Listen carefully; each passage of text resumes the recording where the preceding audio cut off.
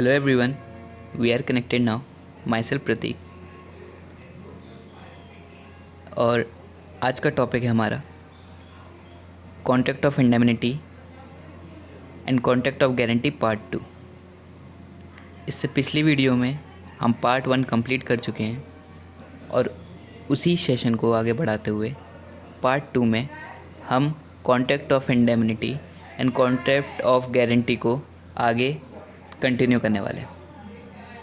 उम्मीद करता हूँ पिछली वीडियो आपको पसंद आई होगी और हर बार की तरह इस बार भी मेरा निवेदन आपसे इस प्रकार है कि आप इस वीडियो को अंत तक ज़रूर देखिएगा। आइए आज की वीडियो को शुरू करते हैं। क्या आप मुझे बता सकते हैं कि जो कल मैंने बताया उसमें कॉन्ट्रैक्ट ऑफ गारंटी और कॉन्ट्रैक्ट ऑफ इंडेमनिटी किस सेक्शन में आते हैं? थोड़ा सा रिवीजन भी बहुत ज़रूरी है। ये कॉन्ट्रैक्ट ऑफ इंडेमनिटी सेक्शन 124 और contract of guarantee section 126 of Indian contract act 1872। ठीक बात है। चलिए, प्रिंसिपल डेटर कौन होते हैं, कंसिडरेशन क्या होता है, मिस रिप्रेजेंटेशन क्या होता है, ये सारे बहुत ही इम्पोर्टेंट टॉपिक्स हैं जिनको आपको भूलना नहीं है। और इसमें श्योरिटी, प्रिंसिपल डेटर और क्रेडिटर ये बहुत महत्वपूर्ण रोल निभाते हैं। बहुत बढ़िया। आगे बढ़ते हुए अपने सेशन में हम आज के सेशन ये स्टार्ट करते हैं। कुछ एग्जाम्पल्स हमने देख लिए थे कल और आज अगले एग्जाम्पल की तरफ हम आगे बढ़ते हैं। हमारा आज का सेशन पार्ट 2 हमारे अगले एग्जाम्पल की तरफ,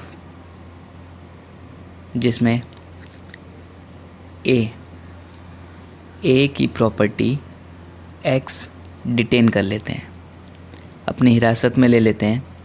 यहाँ पे ए जिसकी प्रॉपर्टी है एक्स ने डिटेन कर लिया। जो पर्सनली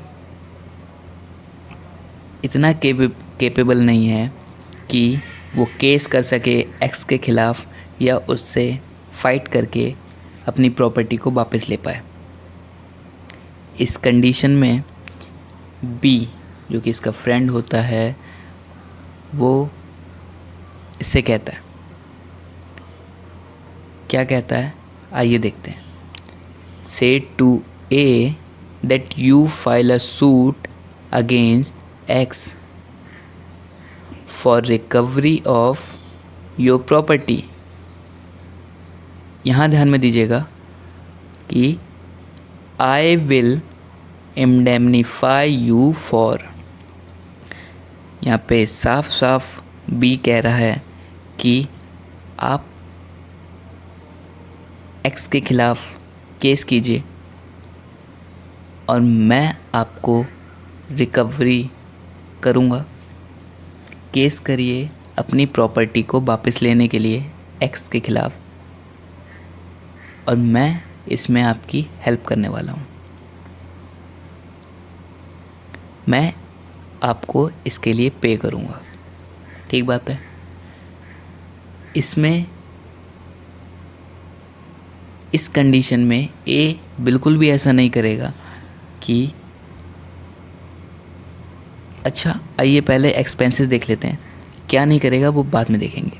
ए जो है एक्सपेंसेस क्या हो सकते हैं बी के, यानी कि बी किस किस चीज़ों के लिए ए को पे करेगा, जो केस ये कह चुका है।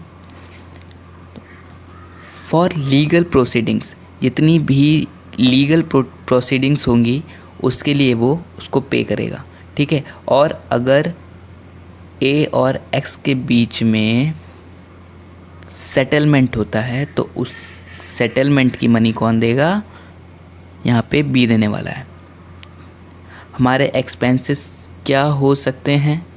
लॉयर की फ़ीस हो सकती है, डॉक्यूमेंटेशन हो सकता है, कोर्ट की फ़ीस हो सकती है, ट्रांसपोर्टेशन हो सकता है, ठीक है, कंपनसेशन हो सकता है, एफिडेविट और स्टैम्प पेपर से रिलेटेड हो सकता है, इससे ज़्यादा नहीं। यहाँ ए क्या नहीं करेगा, ए ऐसा नहीं करेगा कि वो महंगी महंगी गाड़ियों में आए, ठीक है, मैं वो महंगे महंगे होटलों में स्टे करे, ठीक है, या किसी भी प्रकार से वो ये सोचे कि पे तो बी कर रहा है और मैं कितने भी एक्सपेंसेस अपने बढ़ा सकता हूँ। तो इस कंडीशन में केवल एक्सपेंसेस फॉर लीगल प्रोसीडिंग की बात होगी यहाँ पे और स्टेट सेटलमेंट की बात होगी, तो ही बी लाइबल है यहाँ पे ए को पे करने के लिए।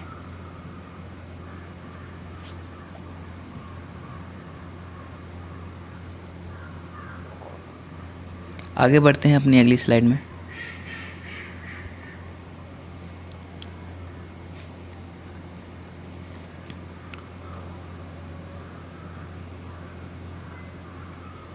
यहाँ पे for defending a suit, for instituting a suit और फाइलिंग अ सूट के लिए केस हो सकता है। यहाँ पे क्वेश्चन दो बनते हैं, what are contract of indemnity, contract of indemnity क्या होती है और मीनिंग ऑफ इंडेमनिटी क्या होती है।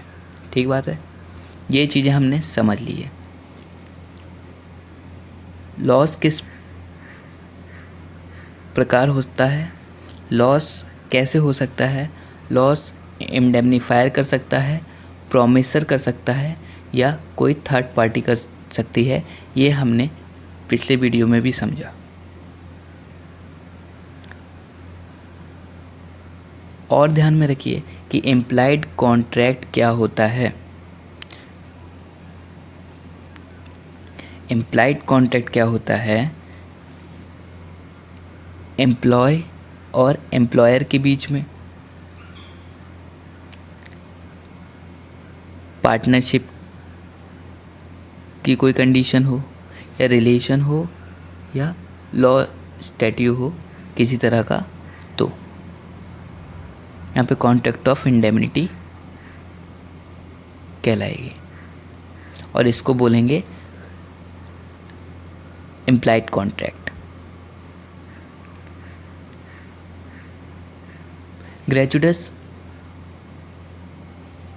क्या होता है हमने समझा था, फिर से समझ लीजिए। ग्रेचुटस और नॉन ग्रेचुटस में, तो ग्रेचुटस वो होता है जिसमें not receive any profit in return, जैसे कि यहाँ पे रिलेशन था इम्प्लाइड कॉन्ट्रैक्ट में, इसमें इम्प्लाइड कॉन्ट्रैक्ट में एम्प्लॉयर और एम्प्लॉयर के बीच में रिलेशन है। वहाँ पे अगर इसका कोई बॉस कोई आदेश देता है अपने एम्प्लॉयर को कि या कुछ रिक्वेस्ट करता है कि आप मेरा ये काम कर दीजिए, तो यहाँ पे उसको एम्प्लॉय को करना पड़ेगा क्योंकि उसके बॉस ने कहा है। इसमें एम्प्लॉय को रिटर्न में कुछ नहीं मिलने वाला, ये एक रिलेशन है और रिलेशन के चलते हैं इन्होंने, तो रिटर्न में कुछ नहीं मिला, तो ये ग्रेचुटस कंडीशन बनी यहाँ पे। और जहाँ पे इन रिटर्न में मिलता है, जैसे हमने एक एग्जांपल देखा था अपना, जिसमें ए अपनी कार के लिए प्रीमियम भरता है जीआईसी को, और जीआईसी क्या करता है, उसको इंश्योर करने का काम करता है। तो यहाँ पे जब वो इंश्योर कर रहा है तो उसको भी रिटर्न में मिला है प्रीमियम, इसीलिए वो उसको इंश्योर कर रहा है, तो यहाँ पे वो नॉन ग्रेचुटस कंडीशन हो जाएगी।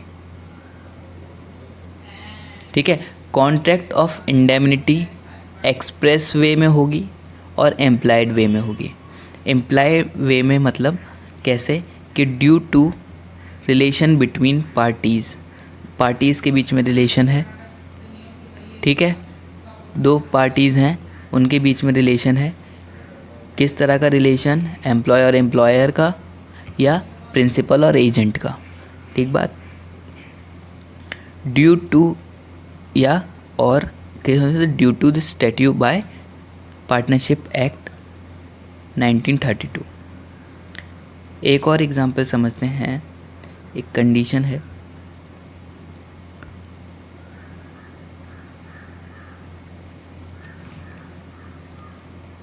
यहाँ पे हम अपने अगले टॉपिक की तरफ आ चुके हैं, कॉन्ट्रैक्ट ऑफ गारंटी।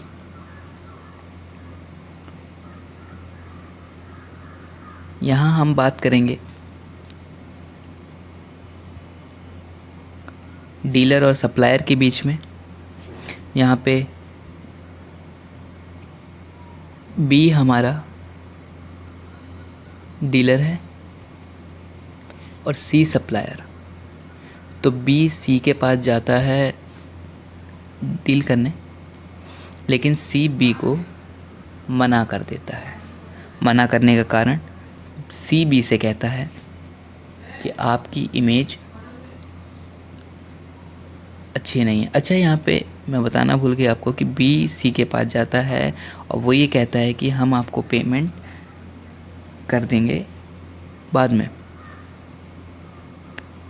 तो ये उधार देने को सी मना करता है, और सी यहाँ से मना इसलिए करता है कि बी की इमेज मार्केट में अच्छी नहीं होती है। बी काफ़ी रिक्वेस्ट करने के बाद भी सी नहीं मानता है, तो बी सी से ये कहता है कि अगर मैं आपको ए की गारंटी दिलवा दूं, क्या तो भी आप मुझे सप्लाई नहीं करेंगे?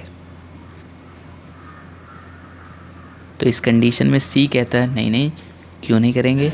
यहाँ पे जो ए है वो एक रेप्यूटेड डीलर है, यहाँ पे आर नहीं होगा, रेप्यूटेड होगा, डी होगा। रेप्यूटेड डीलर है और पूरे मार्केट में इनकी बहुत, अगर ये मुझसे कहते हैं तो मैं आपको बिल्कुल सप्लाई करने के लिए तैयार हूँ। और यहाँ पे जो बी होते हैं, ए और बी आपस में गुड फ्रेंड्स हैं, ठीक है ना। ए और बी यहाँ पे गुड फ्रेंड्स हैं, तो ए गारंटी दे देता है और क्या कहता है,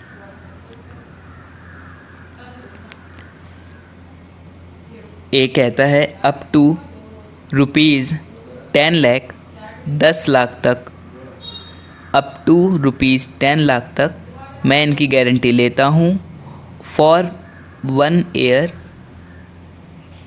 क्रेडिट सेल। 1 साल तक के लिए 10 लाख तक मैं इनकी गारंटी लेता हूँ।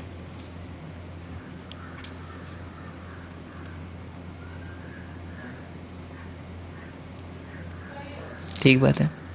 यहाँ पे आप ध्यान से समझिए, प्रिंसिपल डेटर बी है और ए एक रेप्यूटेड डीलर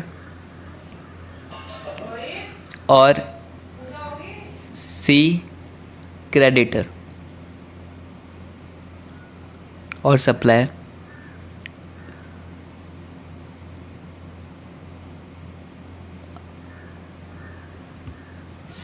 सबसे पहले ये जान लीजिए कि इसने गारंटी ले ली है, तो सी जो सप्लायर है वो कभी भी डायरेक्टली ए के पास नहीं जाएगा।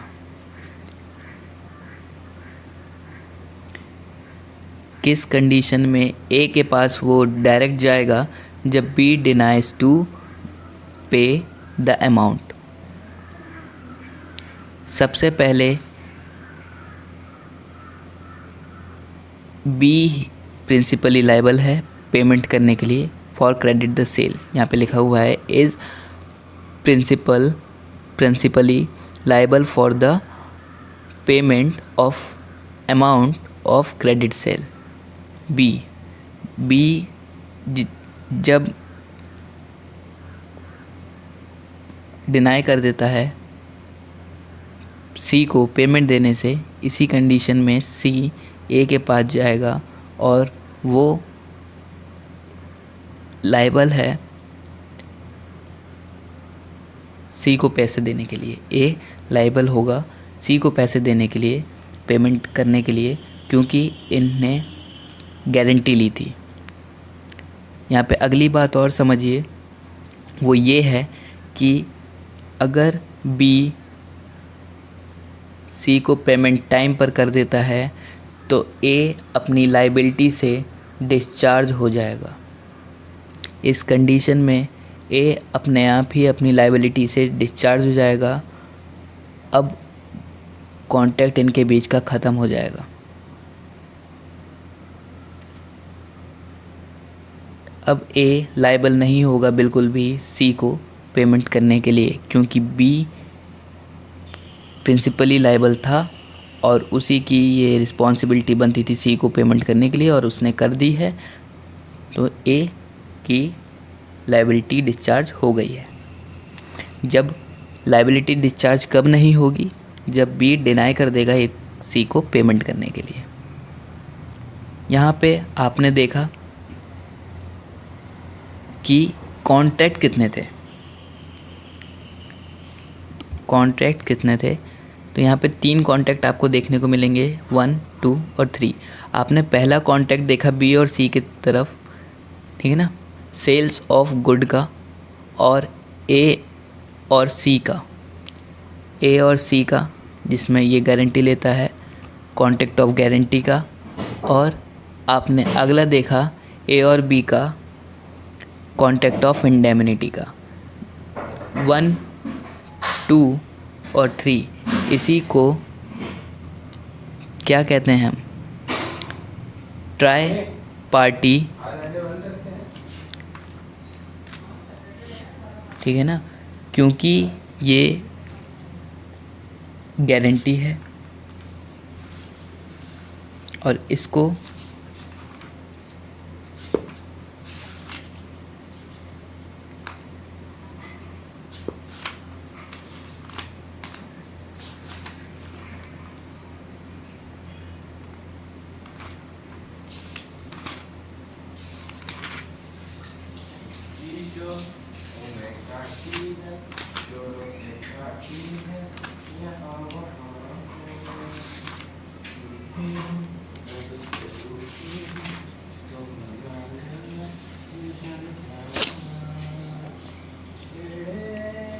इस कंडीशन में यहाँ पे जो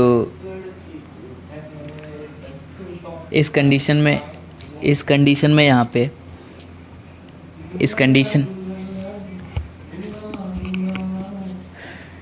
कंडीशन में यहाँ पे जो गारंटी बनती है वो ट्राई पार्टी एग्रीमेंट होता है, ठीक है।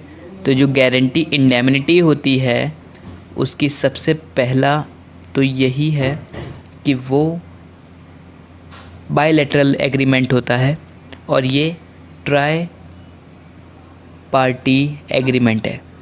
यहाँ पे आपको मैंने बहुत अच्छे से समझा दिया है कि ट्राई पार्टी क्यों होगा। दूसरा पॉइंट ये बनेगा इंडेमनिटी में कि in a contract indemnity there is only one contract, यहाँ पे एक ही कॉन्ट्रैक्ट होता है। और in this contract of guarantee यहाँ पे प्रिंसिपल और डेटर के बीच में एक कॉन्ट्रैक्ट होता है, प्रिंसिपल एंड डेटर के बीच में, यहाँ पे creditor to pay for the debit to the creditor. अगला क्रेडिटर और श्योरिटी का,